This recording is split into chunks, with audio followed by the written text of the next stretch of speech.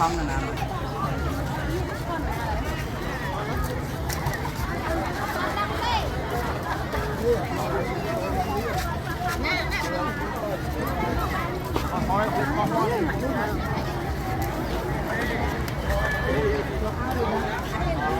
mang mai nhiều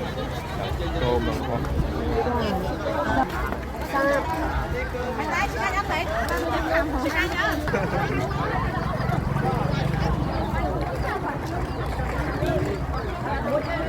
lên ha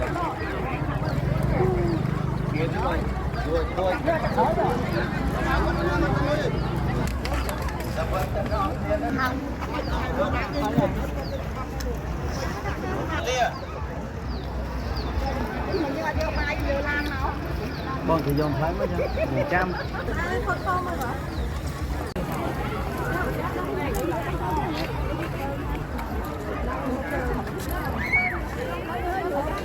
quanh bắp kề wow, chiến đó